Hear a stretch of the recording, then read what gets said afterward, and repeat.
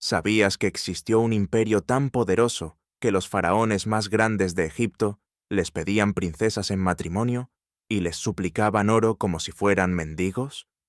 ¿Que esta civilización dominó el Medio Oriente durante siglos, se enfrentó de igual a igual con Egipto y los hititas, y luego desapareció tan completamente que durante miles de años nadie supo que había existido? Hoy vamos a descubrir juntos el imperio más misterioso, más olvidado y más fascinante de toda la historia antigua. Un imperio que cambió el mundo para siempre, pero que los libros de texto casi nunca mencionan. Quédate, porque lo que viene te va a dejar sin palabras. Esto es la historia real del Imperio Mitanni. Antes de que existiera Roma, antes de que Grecia escribiera su primera filosofía, antes de que los vikingos soñaran con el mar. En un período tan antiguo que la mayoría de las civilizaciones que conocemos no eran más que aldeas dispersas, en el corazón del Medio Oriente, entre los ríos Tigris y Éufrates, surgió un poder que durante casi 3 siglos gobernó el mundo conocido con una sofisticación que todavía hoy nos sorprende. El Imperio Mitanni. Un nombre que probablemente nunca habías escuchado antes de hoy. Un imperio que no aparece en la mayoría de los libros de historia que se enseñan en las escuelas.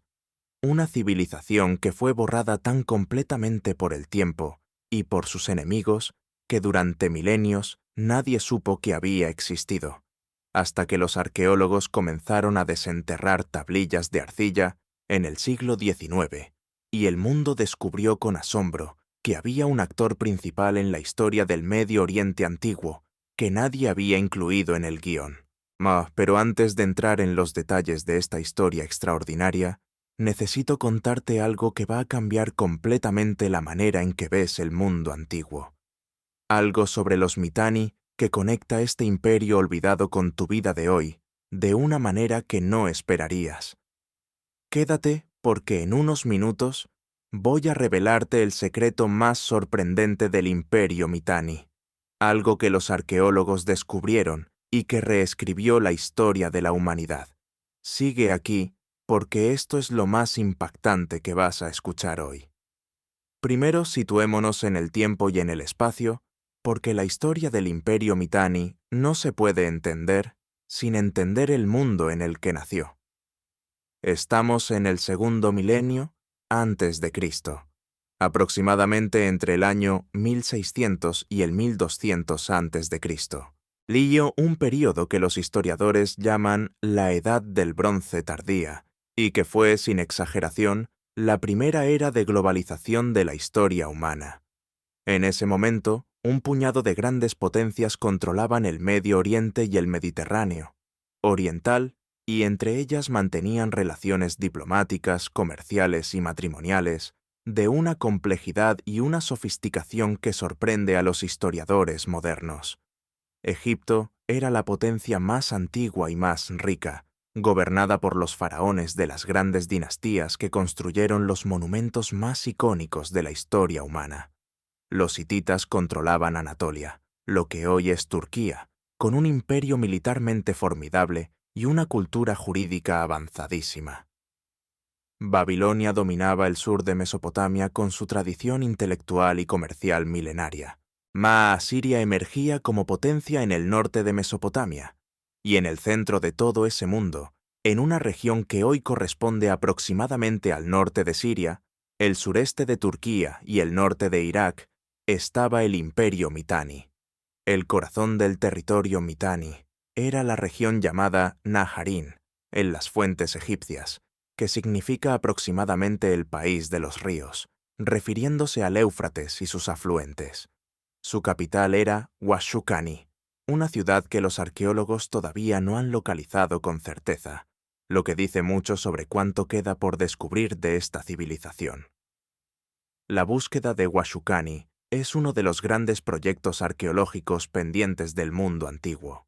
En algún lugar bajo las colinas del norte de Siria o el sureste de Turquía está enterrada la capital de uno de los imperios más poderosos de la historia antigua, y nadie sabe exactamente dónde. Lo que sí sabemos sobre los Mitanni viene principalmente de tres fuentes: las tablillas de Amarna, un archivo diplomático extraordinario encontrado en Egipto en 1887 que contiene la correspondencia entre los faraones y los reyes del Medio Oriente durante el siglo XIV a.C., las inscripciones hititas que mencionan a los Mitanni como rivales y aliados, y las excavaciones de ciudades que estuvieron bajo el control Mitanni, como Nuzi en Irak y Alalak en Turquía, que han revelado enormes archivos de tablillas con información sobre la sociedad, la economía y la cultura de este imperio. Y ahora llegamos al secreto que prometí revelarte: el descubrimiento que reescribió la historia de la humanidad. Cuando los arqueólogos comenzaron a estudiar los textos Mitanni con detalle, encontraron algo que no esperaban.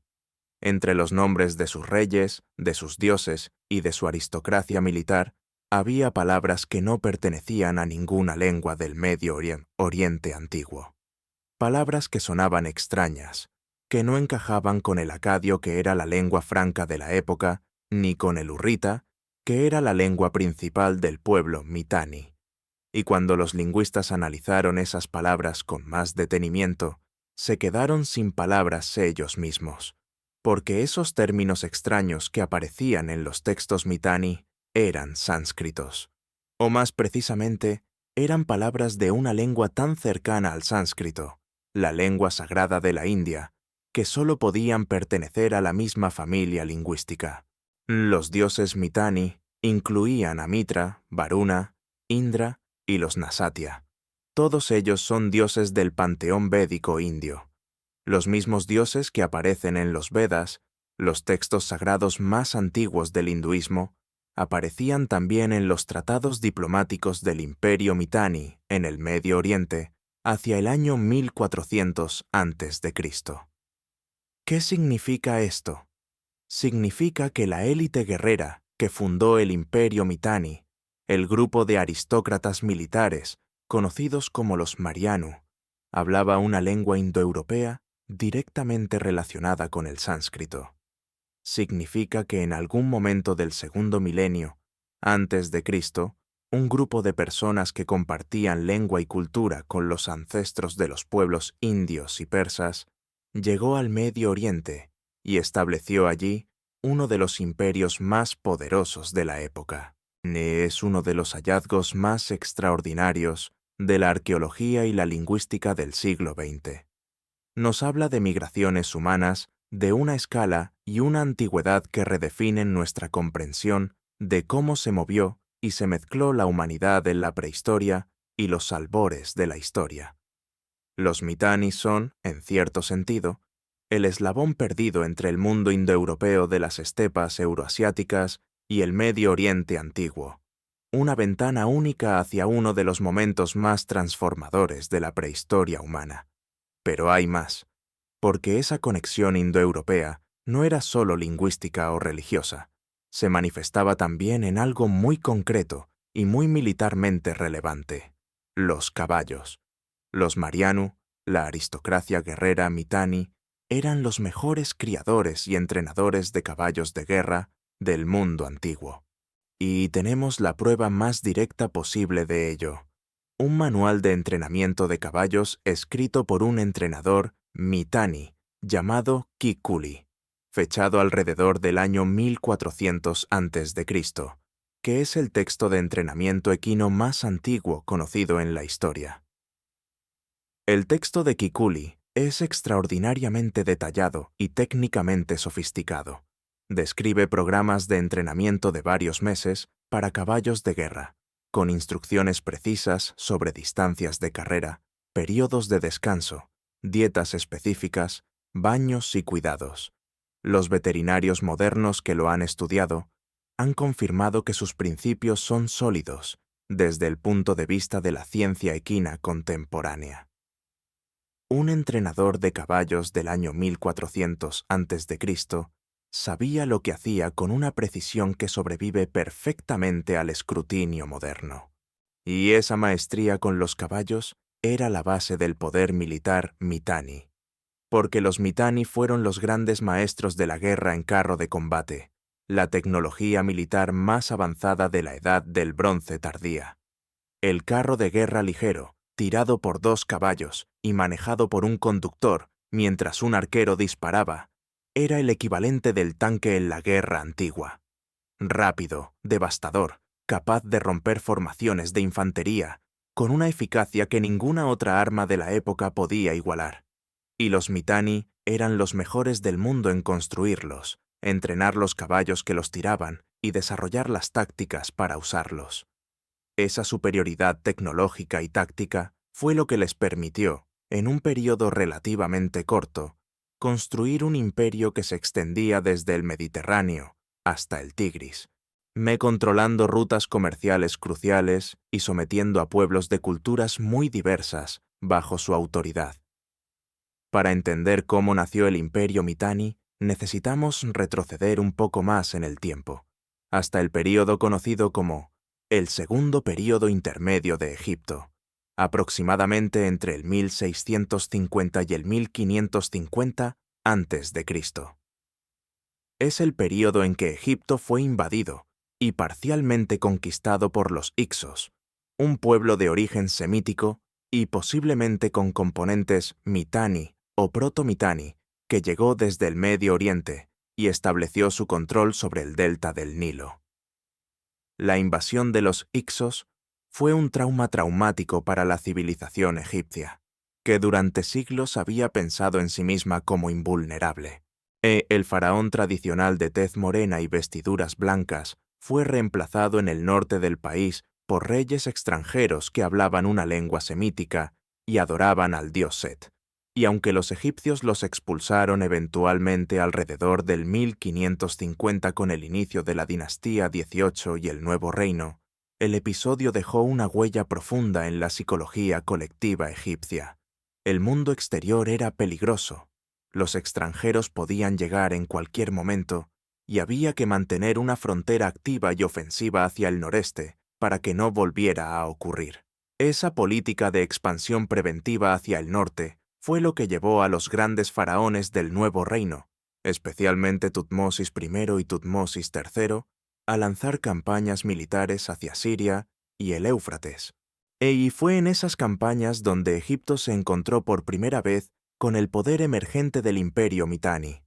Tutmosis I llegó hasta el Éufrates alrededor del año 1504 a.C., en una campaña que las inscripciones egipcias describen con un orgullo desmesurado.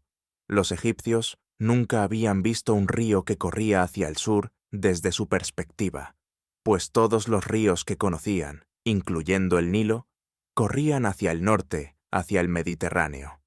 Llamaron al Éufrates el río invertido, el río que corre al revés. Es una de esas pequeños detalles que revela cuán lejos de su mundo conocido se habían adentrado. Pero llegar al Éufrates no era lo mismo que controlar la región. Los Mitanni estaban consolidando su poder en esa zona exactamente al mismo tiempo que Egipto la exploraba, y el choque entre las dos potencias era inevitable. Y Tutmosis III, el faraón que muchos historiadores consideran el más grande militar que Egipto produjo, pasó décadas peleando contra el Imperio Mitanni por el control de Siria y la región del Levante. Sus 17 campañas militares hacia el norte son algunas de las mejor documentadas de toda la historia militar antigua, gracias a los detallados registros que su escriba, Chanuni, mantuvo. La batalla de Megido, librada alrededor del año 1457 a.C., es considerada la primera batalla documentada con suficiente detalle como para ser analizada tácticamente, y fue una victoria egipcia que abrió las puertas de Siria para Tutmosis.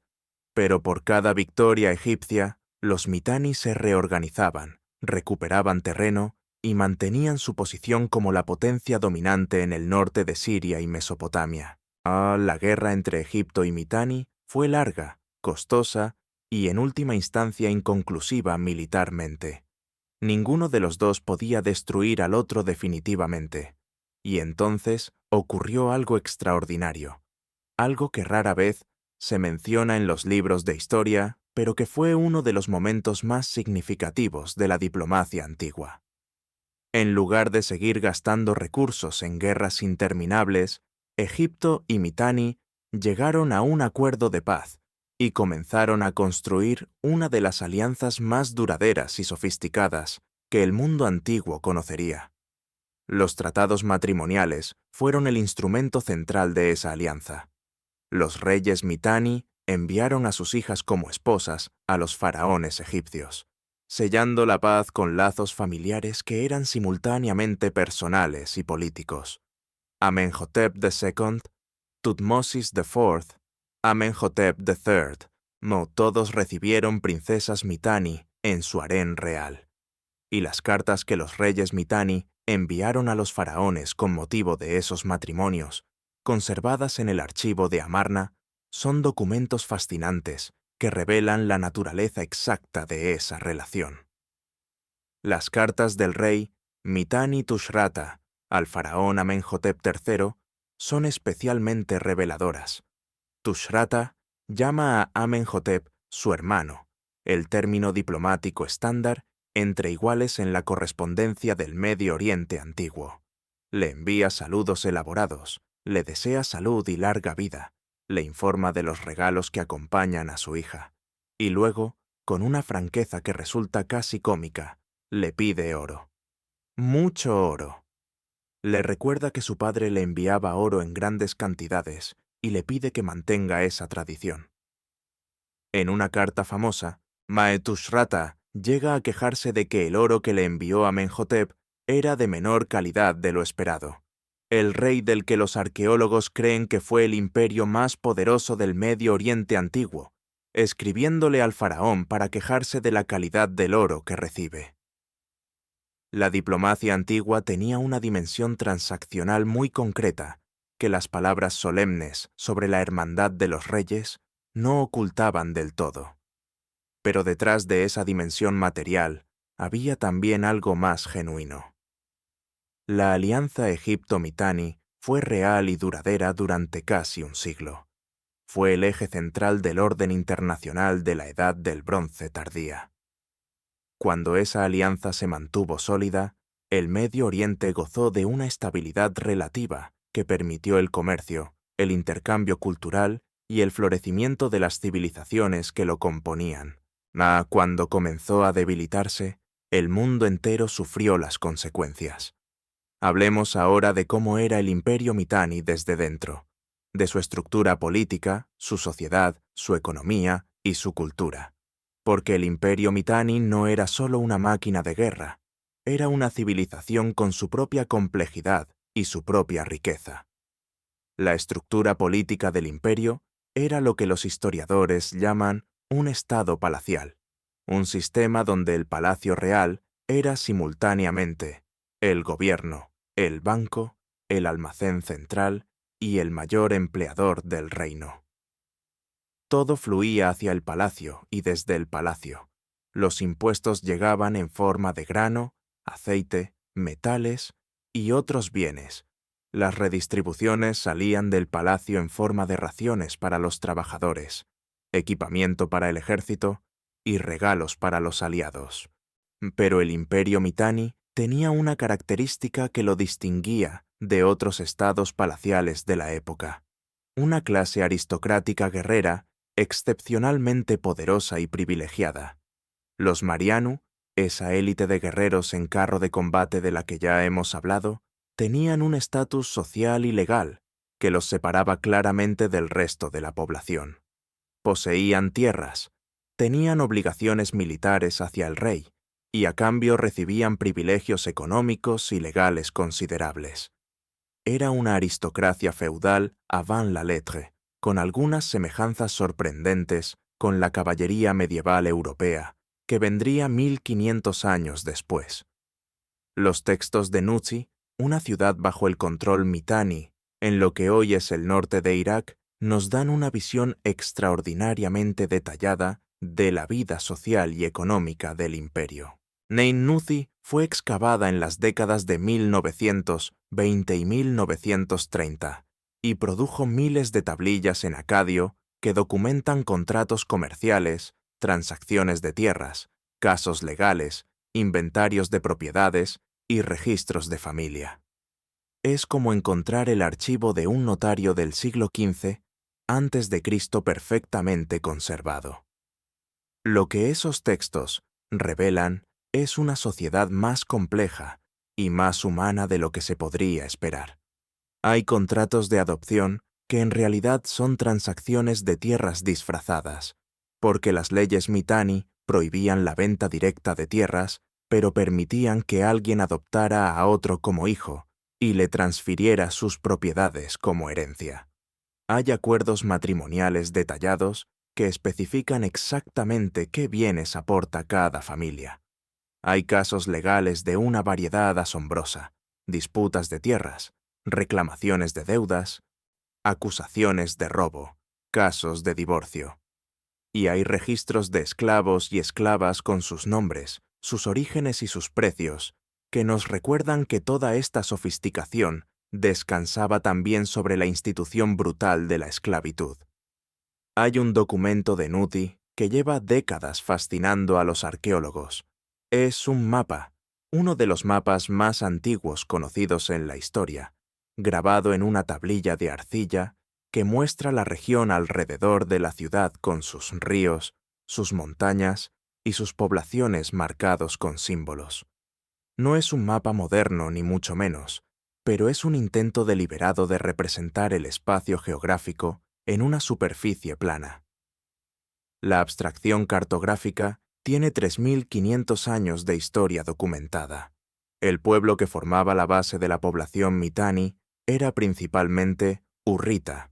Los hurritas eran un pueblo de origen incierto que se había extendido por el Medio Oriente durante el tercer milenio antes de Cristo y que tenía su propia lengua, el hurrita, completamente diferente del acadio semítico dominante en la región.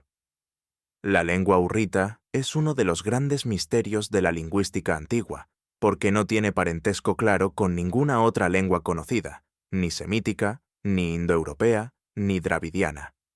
Es un aislado lingüístico de la antigüedad, una lengua que apareció en la historia, floreció durante siglos, y luego se extinguió, dejando apenas los rastros suficientes para que los lingüistas modernos puedan reconstruir fragmentariamente su gramática y su vocabulario.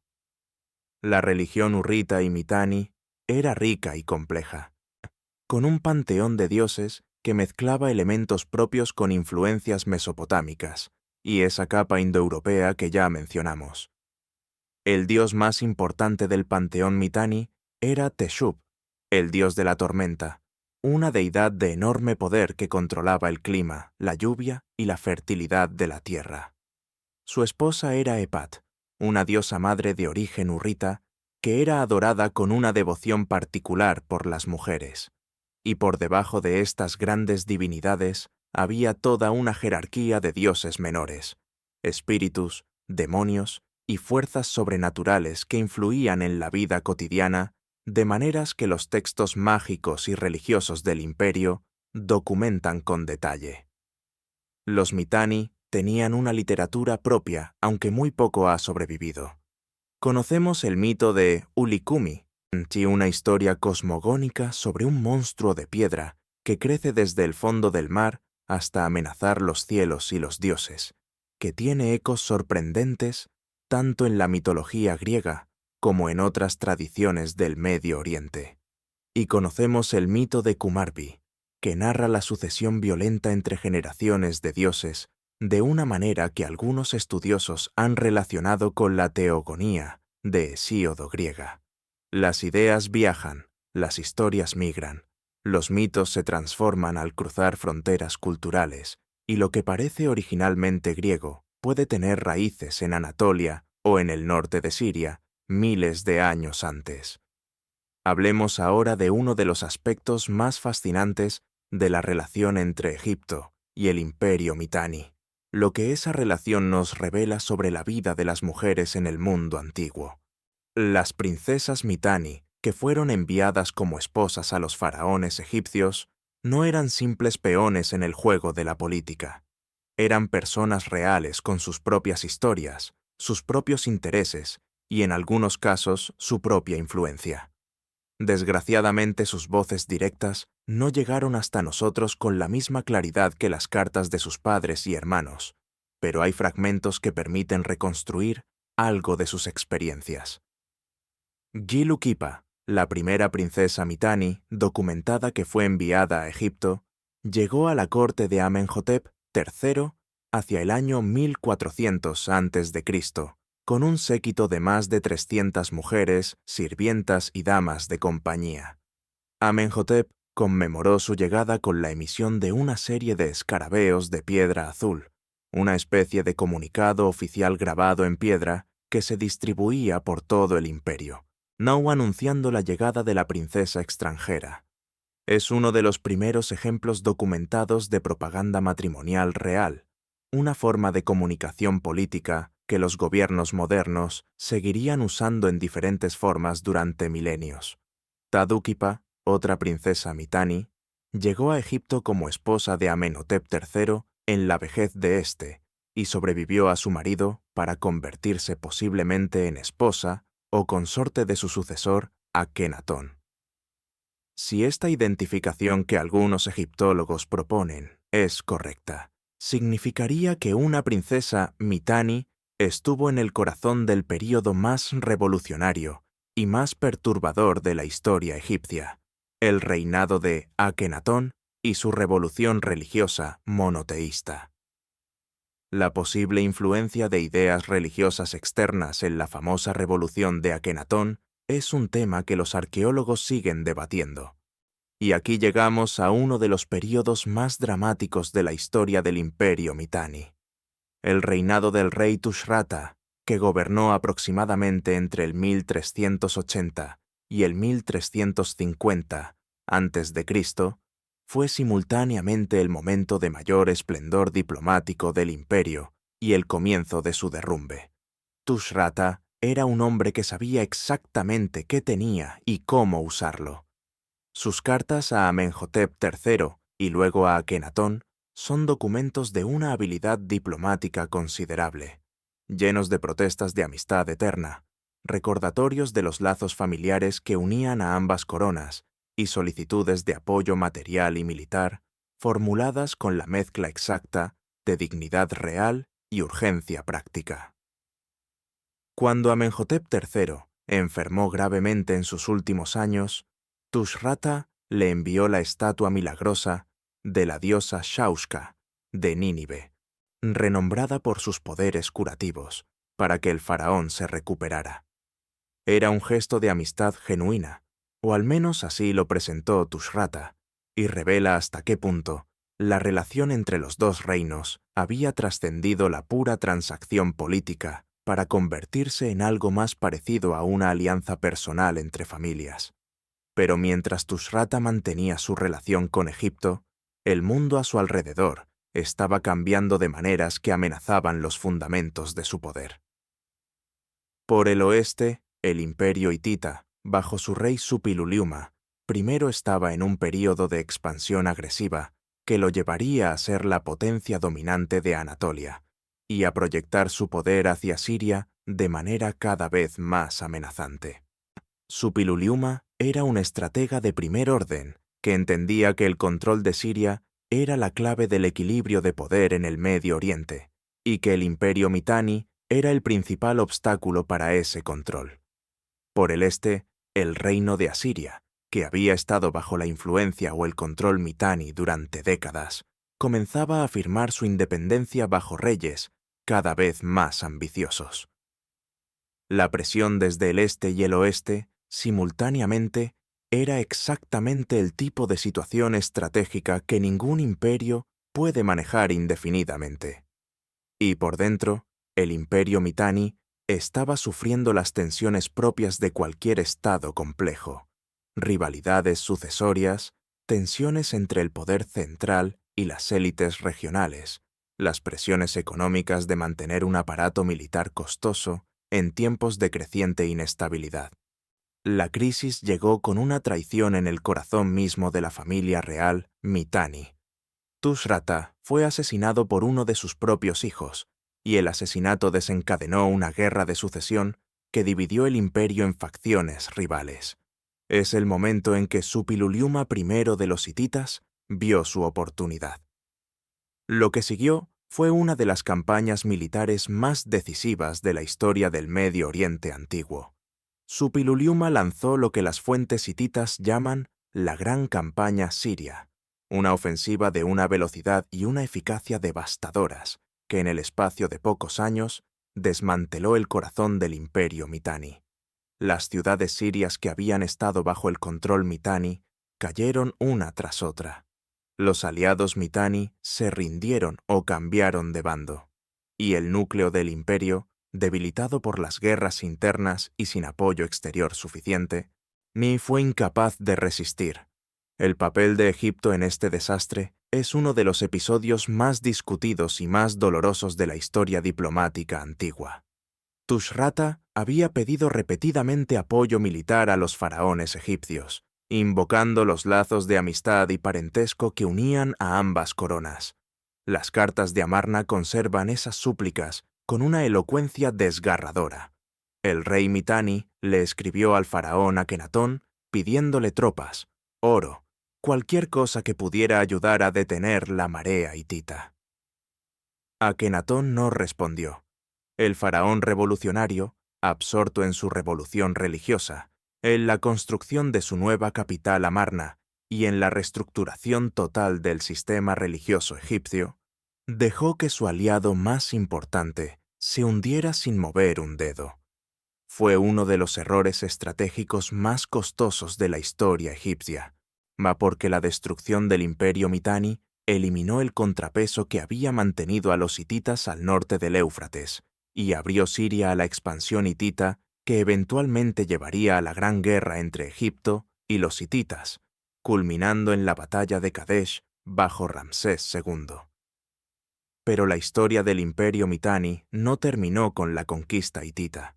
Terminó, o más bien se transformó, en algo que los historiadores llaman el reino de Mitanni o Hanigalbat, un estado vasallo hitita que sobrevivió durante varias décadas más en una versión reducida y dependiente de su antigua grandeza.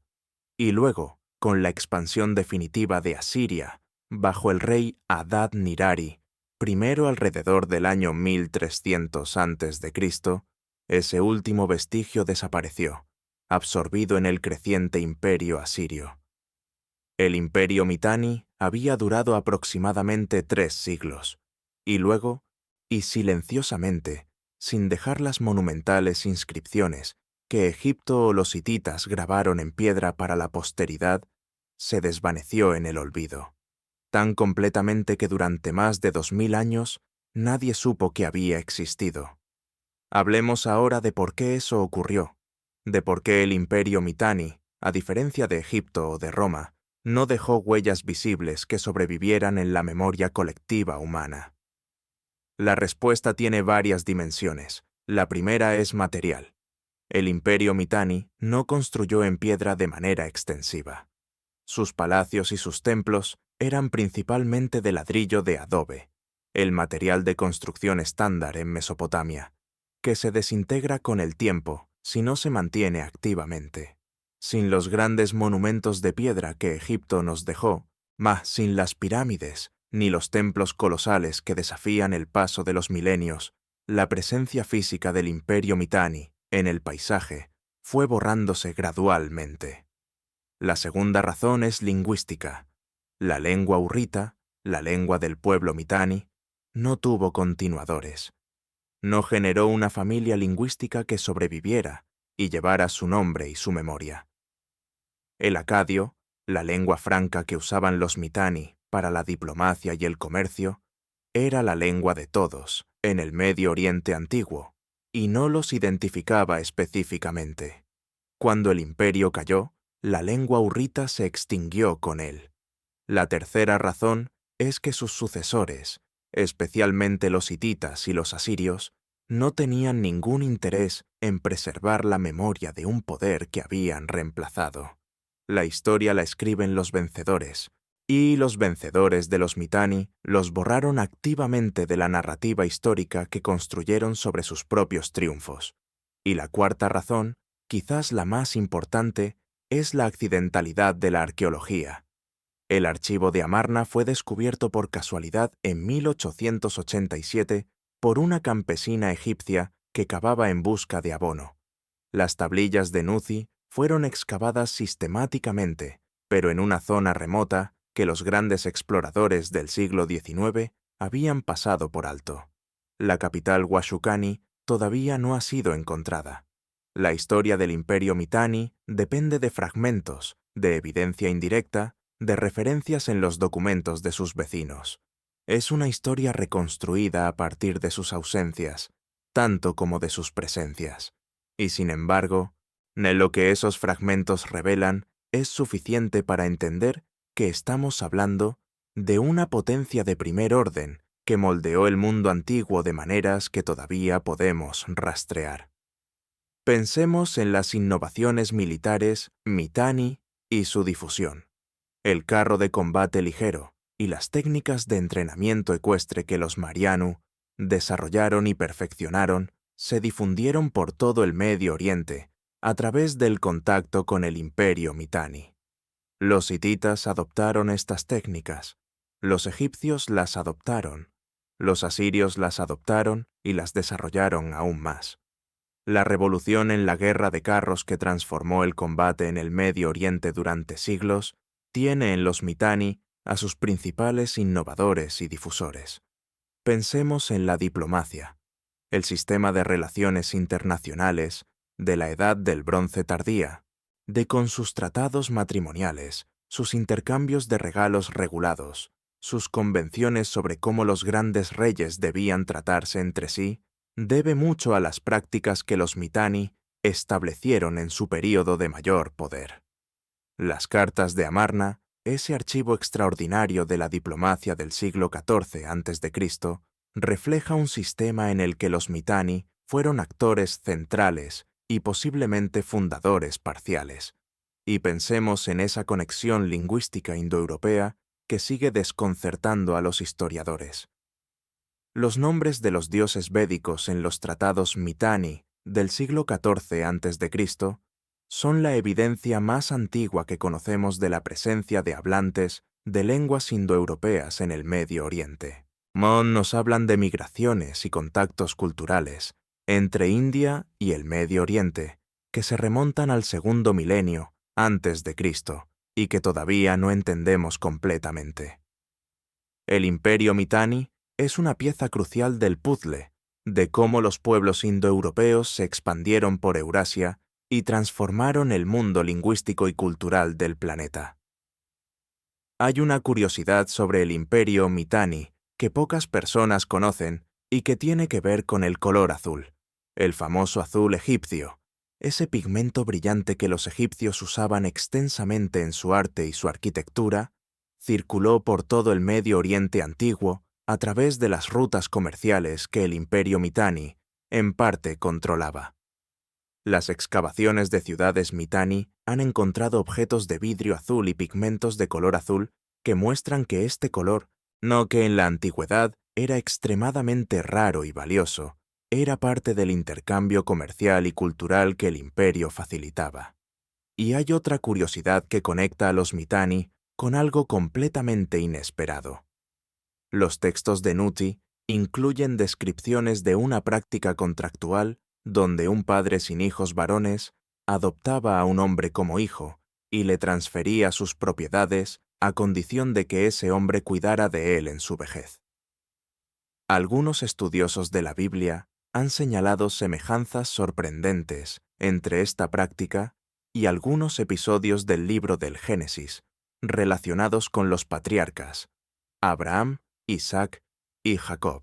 La historia del patriarca Abraham y sus relaciones con las costumbres legales de la región de Harán, en el norte de Siria, que era territorio Mitanni. Mone ha llevado a algunos investigadores a sugerir que los relatos del Génesis preservan memorias culturales de un período en que los ancestros del pueblo hebreo vivieron en contacto con la civilización Mitanni.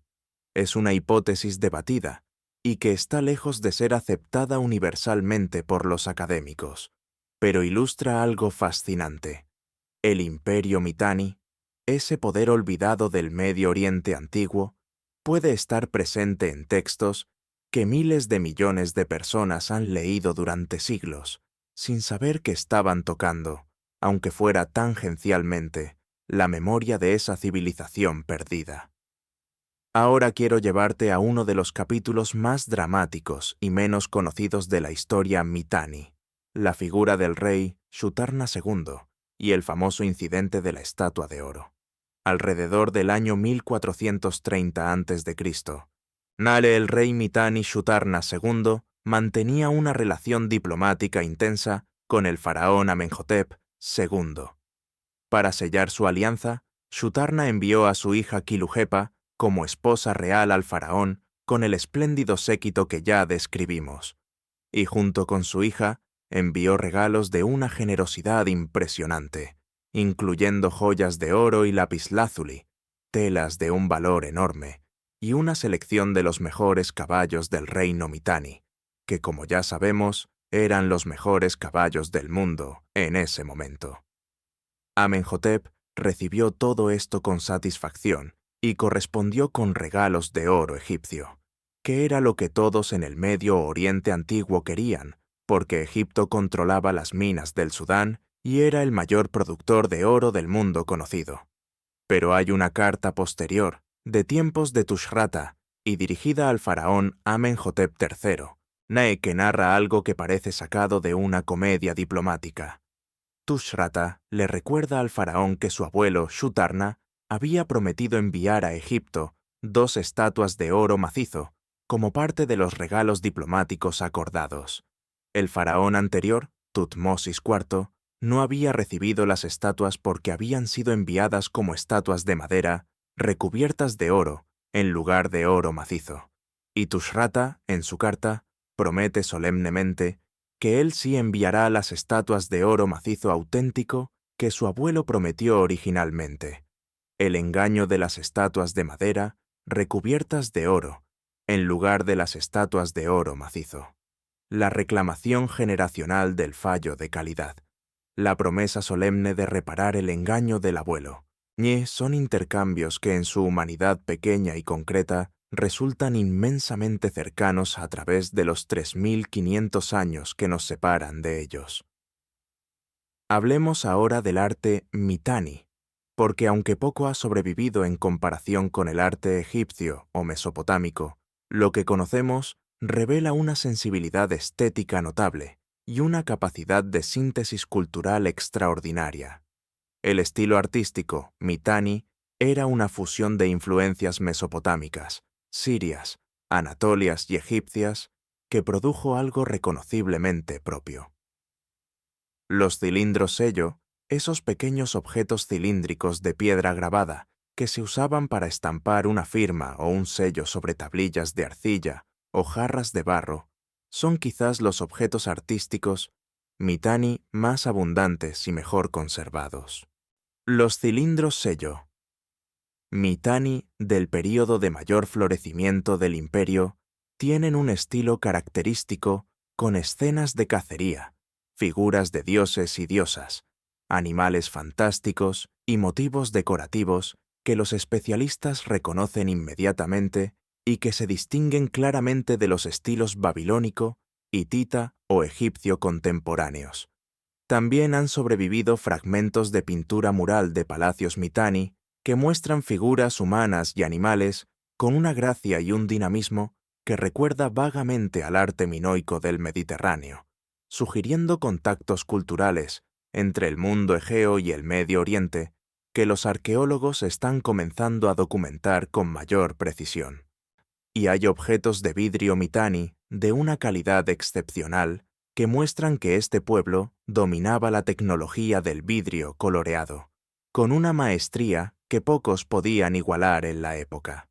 Los jarros y frascos de vidrio policromado encontrados en contextos.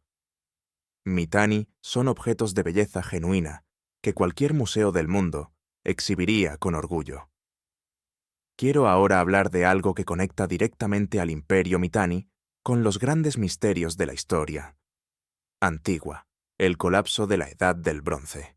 Alrededor del año 1200 a.C., en el espacio de pocas décadas, prácticamente todas las grandes civilizaciones del Mediterráneo oriental y el Medio Oriente colapsaron simultáneamente. El imperio hitita desapareció. Micenas y las ciudades de la Grecia de la Edad del Bronce fueron destruidas y abandonadas, y las grandes ciudades sirias y cananeas ardieron. El comercio internacional se interrumpió durante siglos. Es uno de los colapsos civilizacionales más masivos y más misteriosos de la historia humana, y sus causas siguen siendo debatidas. El imperio Mitanni ya había desaparecido para entonces, unos 100 años antes del gran colapso. En cierto sentido fue una víctima temprana del proceso de desestabilización que eventualmente consumiría a sus vecinos.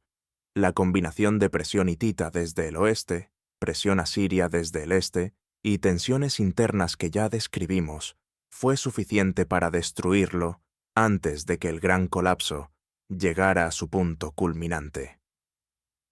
Pero hay una teoría que algunos historiadores han propuesto y que resulta intrigante. La destrucción del imperio Mitanni, al eliminar uno de los pilares del sistema de equilibrio de poder que había mantenido la estabilidad relativa del Medio Oriente durante siglos, contribuyó a desestabilizar ese sistema de maneras que eventualmente precipitaron el colapso general. El imperio Mitanni era un estabilizador regional cuya desaparición creó un vacío que ninguna potencia pudo llenar de manera satisfactoria, y ese vacío contribuyó a la inestabilidad general que culminó en el colapso del año 1200.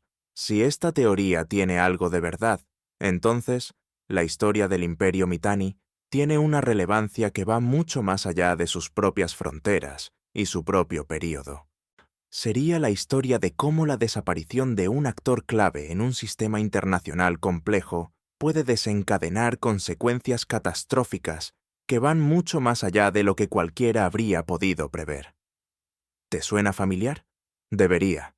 Es exactamente el tipo de dinámica que los analistas de política internacional estudian hoy cuando analizan los efectos desestabilizadores de la destrucción de estados en el Medio Oriente contemporáneo. El colapso del año 1200 a.C. y los debates geopolíticos del siglo XXI hablan exactamente del mismo problema con 3000 años de diferencia. La historia no se repite, decía Mark Twain, pero rima, y la rima entre el colapso Mitanni y los problemas del mundo contemporáneo es una de esas rimas que hace pensar. No hay un aspecto del legado Mitanni que quiero mencionar antes de continuar, porque es uno de los menos conocidos y más fascinantes. Los Mitanni fueron probablemente los primeros criadores de caballos sistemáticos de la historia, y su influencia en la cría y el entrenamiento de caballos se difundió por todo el mundo antiguo. El manual de Kikuli que ya mencionamos es solo la evidencia más visible de una tradición de conocimiento ecuestre que los Mitanni desarrollaron y exportaron. Esa tradición llegó hasta los hititas, que la adaptaron y la desarrollaron aún más. Llegó hasta los egipcios, y a través de los asirios y persas, los conocimientos de cría y entrenamiento de caballos del Medio Oriente antiguo se transmitieron eventualmente hacia el oeste y el este, influyendo en las tradiciones ecuestres de Grecia y de Persia y posiblemente de la India. La línea de transmisión es difícil de trazar con precisión, pero la idea de que los Mitanni fueron los maestros ecuestres del mundo antiguo y que su conocimiento se difundió de maneras que eventualmente llegaron hasta la caballería medieval europea y la tradición ecuestre india, es una hipótesis que los historiadores de la tecnología animal toman en serio. Quiero también hablar de la vida religiosa Mitanni, con más detalle, porque era extraordinariamente rica y compleja. Ya mencionamos a Teshub y Hepat como las divinidades principales, pero el panteón Mitanni era mucho más extenso y revelador. Shaushka era la diosa del amor y la guerra, equivalente hurrita de Ishtar babilónica, y era una de las deidades más activamente veneradas del imperio. Su templo en Nínive En la actual Mosul, en Irak, era un centro de peregrinación conocido en todo el Medio Oriente. Fue la estatua de Shaushka de Nínive la que Tushratta envió a Amenhotep III cuando el faraón estaba enfermo. Un gesto que habla tanto de la fe genuina en los poderes curativos de la diosa como de la habilidad diplomática del rey Mitanni para usar los recursos simbólicos a su disposición. Hay una historia mitológica hurrita y Mitanni que merece contarse, porque es uno de los textos más hermosos y más inquietantes que sobrevivieron de esta civilización. Es el mito de la desaparición del dios Telepinu. Telepinu era el dios de la agricultura y la fertilidad, y un día, por razones que el texto no explica del todo, se enfureció y desapareció. Se fue al desierto y se durmió. Y con su desaparición, todo el mundo se marchitó. Los campos dejaron de producir. Los animales dejaron de reproducirse. Los hombres dejaron de tener hijos. El hambre se extendió por toda la tierra. Los otros dioses intentaron encontrar a Telepinu. Enviaron al águila a buscarlo, pero el águila no pudo encontrarlo. Enviaron al sol, pero el sol no pudo encontrarlo. Enviaron a la abeja, con instrucciones de que cuando encontrara al dios dormido, lo picara para despertarlo. La abeja lo encontró, lo picó, Telepinu se despertó furioso, y la fertilidad del mundo no se restauró de inmediato, porque el dios estaba demasiado enojado. Fue necesaria la intervención de la diosa de la magia para apaciguar la ira de Telepinu mediante rituales de purificación y el establecimiento de un árbol sagrado cargado de regalos. Solo entonces, Telepinu se calmó y la fertilidad volvió al mundo. Es un mito sobre la fragilidad de la prosperidad, sobre cómo la ira de los poderes naturales puede destruir todo lo que los seres humanos construyen, sobre la necesidad de rituales y mediaciones para mantener el equilibrio entre el mundo humano y el divino. Es un mito que podría haber sido creado ayer para hablar de los mismos miedos que los seres humanos siempre hemos tenido, y fue creado hace más de 3000 años por un pueblo que la mayoría de las personas ni siquiera saben que existió. Llegamos ahora al capítulo final de la historia activa del Imperio Mitanni, la fase de su destrucción definitiva a manos de Asiria, y quiero contarla con el detalle que merece, porque es una historia de traición, de oportunismo y de la lógica implacable del poder que resulta tristemente atemporal. Después de la gran campaña siria de Suppiluliuma I de los hititas, el Imperio Mitanni quedó convertido en un estado vasallo reducido conocido como Hanigalbat. La familia real Mitanni sobrevivió bajo tutela hitita, gobernando un territorio mucho más pequeño que el imperio original, pero manteniendo cierta continuidad institucional. El problema era que Hanigalbat estaba ahora atrapado entre dos potencias en expansión, los hititas al oeste y los asirios al este. Y los asirios, que habían sido vasallos Mitanni durante la época de esplendor del imperio, estaban en un período de expansión agresiva bajo una serie de reyes capaces y ambiciosos. El rey asirio, Adad-nirari, primero lanzó varias campañas militares contra Hanigalbat entre el 1307 y el 1275 a.C., aprovechando las debilidades del Estado, vasallo Mitanni, para absorber progresivamente su territorio. Los reyes de Hanigalbat pidieron ayuda a los hititas, pero los hititas estaban en ese momento involucrados en sus propios conflictos con Egipto, y no podían o no quisieron defender a su vasallo con la energía suficiente. El paralelismo con la situación de Tushratta pidiendo ayuda a Akenatón sin recibirla es casi doloroso. Hanigalbat fue finalmente anexionado por Asiria durante el reinado de Salmanasar. Primero, alrededor del año 1260 a.C. Los últimos miembros de la familia real Mitanni fueron deportados a Asiria como parte del botín de guerra, una práctica de humillación y desarraigo que los asirios usarían extensivamente con otros pueblos conquistados en los siglos siguientes. El nombre Mitanni desapareció de los documentos. El territorio se convirtió en provincia asiria. La historia de un imperio que había durado 3 siglos y había sido actor central en el mundo antiguo llegaba a su fin sin fanfarria, sin monumentos conmemorativos, sin elegías que sobrevivieran.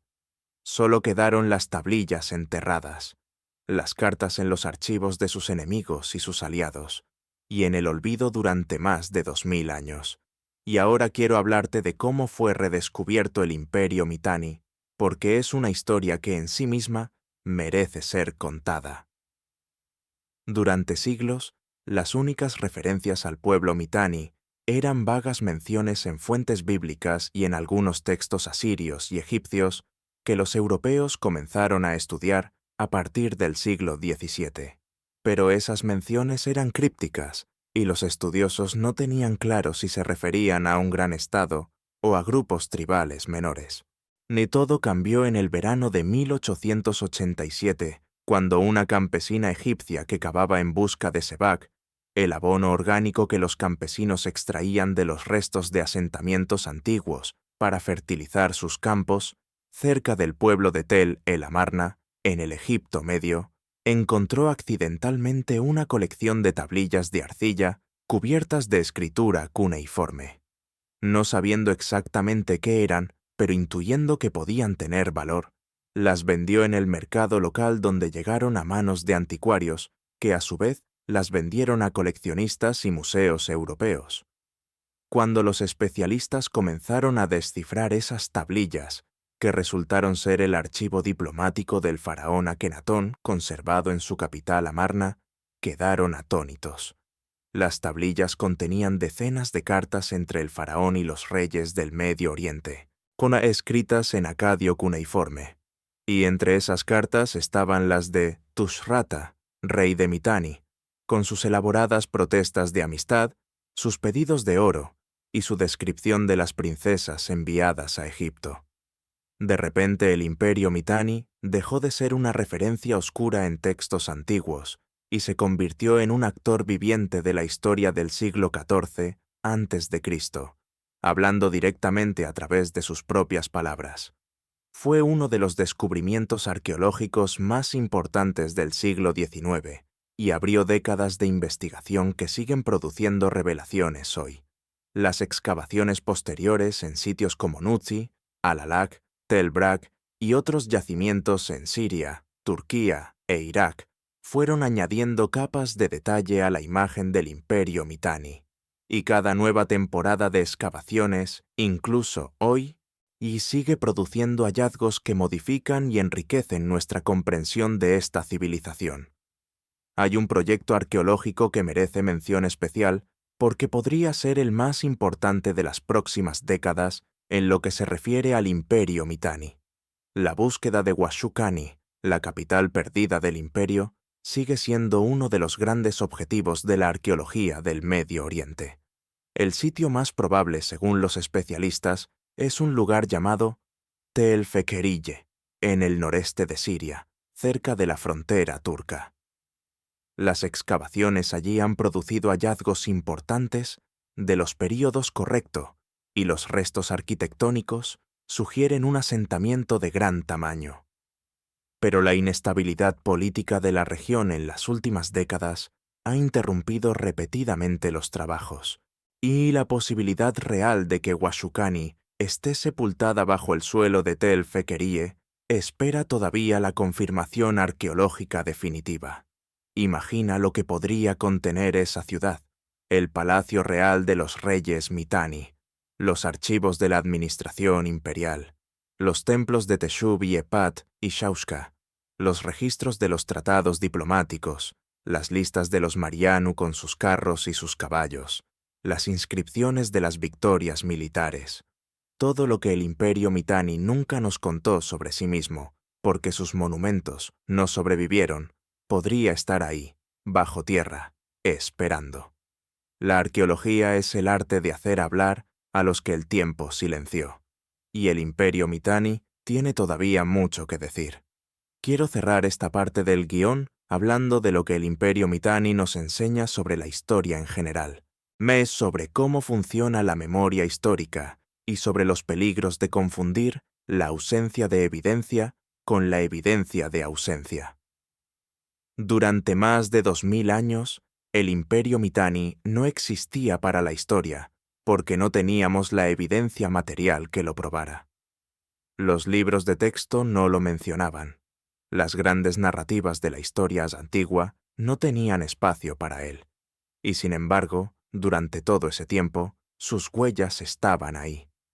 En los idiomas que hablamos, en los sistemas legales que usamos, en los mitos que contamos, en los caballos que criamos, en las técnicas militares que desarrollamos. El Imperio Mitanni estaba en todas partes, aunque nadie lo supiera. ¿Cuántas otras civilizaciones, cuántos otros imperios, cuántas otras innovaciones y tradiciones están esperando ser descubiertas bajo la tierra de algún lugar del mundo? La historia que conocemos es una fracción minúscula de la historia que ocurrió, y cada nueva excavación, cada nueva tablilla descifrada, cada nuevo análisis de ADN antiguo, nos recuerda lo poco que sabemos y lo mucho que queda por descubrir. El Imperio Mitanni es la prueba perfecta de que la historia nunca está completa, de que los grandes actores del pasado pueden ser olvidados durante milenios y luego recuperados por la paciencia de los arqueólogos y la perseverancia de los lingüistas, de que hay civilizaciones enteras esperando ser redescubiertas que pueden reescribir nuestra comprensión del mundo antiguo. Y eso, para alguien que ama la historia, es una de las noticias más emocionantes posibles. La historia no es un libro cerrado. Es un libro que se está escribiendo continuamente, con cada pala que entra en la tierra y cada tablilla que se descifra. El Imperio Mitanni esperó 3000 años para que el mundo volviera a saber su nombre. Y aquí estamos nosotros, contando su historia, pronunciando los nombres de Tushratta y Kilujepa y Kikuli, devolviéndoles la voz que el tiempo les arrebató. Eso es lo que hace la historia. Eso es lo que hace este canal. Rescatar del olvido a los que el tiempo olvidó y recordar que cada civilización, por olvidada que esté, fue en su momento el centro del mundo para las personas que la vivieron.